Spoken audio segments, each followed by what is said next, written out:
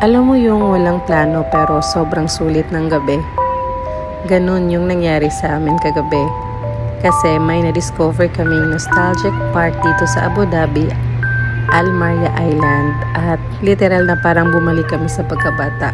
Kasi may mga colorful na siso, may duyan, may parang trompo or we called it kasing in Mindanao. Alam mo yung umiikot-ikot na laruan na pambata pero kahit matanda ka na, sobrang enjoy ka pa rin. Grabe. We had so much fun last night.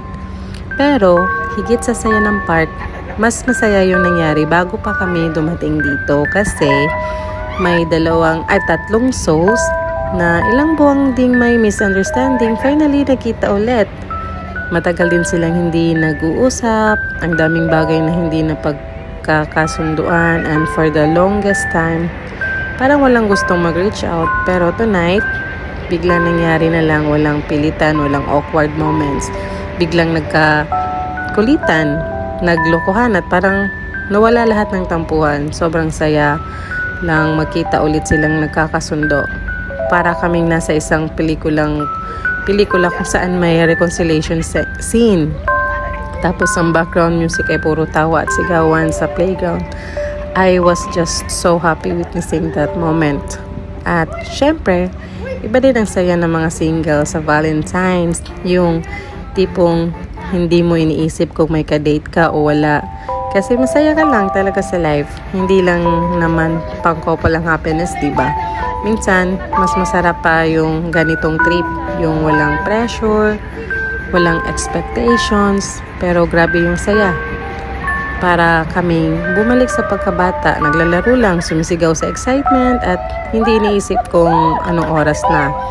Speaking of oras, hindi namin namalayan na inabot na kami ng madaling araw. Imagine, naglakad lang kami papunta dito at pauwi. Mga 50 minutes walk. Siguro around like 5 kilometers away from home. At sa sobrang saya, hindi namin naramdaman ng pagod. Yung tipong last game na pero hindi natatapos kasi ang dami pang gustong subukan. Kahit ang lamig ng hangin, pawis na pawis pa rin kami sa kakalaro. Pero ang pinaka good vibes is work from home kami ng Friday. Kaya kahit madaling araw na kaming nakauwi, at least hindi na namin kailangan gumising ng sobrang aga para pumasok sa office. Good decision na rin to. Isang gabi ng kasiyahan, kapalit ng isang araw na remote work. Worth it, diba? At for sure, babalikan namin to.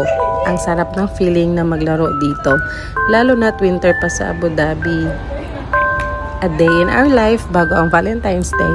Minsan, hindi mo kailangan ng fancy dinner or bouquet of flowers para maramdaman ang love. Kasi, minsan, sapat na yung simpleng moments with friends, laughter, and good vibes.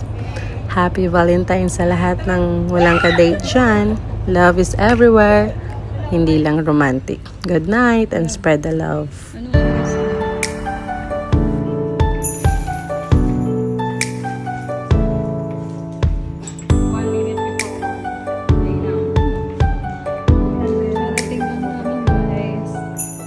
Look at me.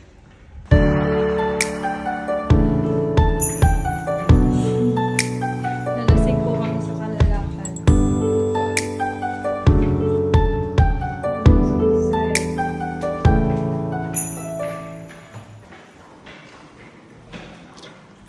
Ang balay ay uhaw na kay ko.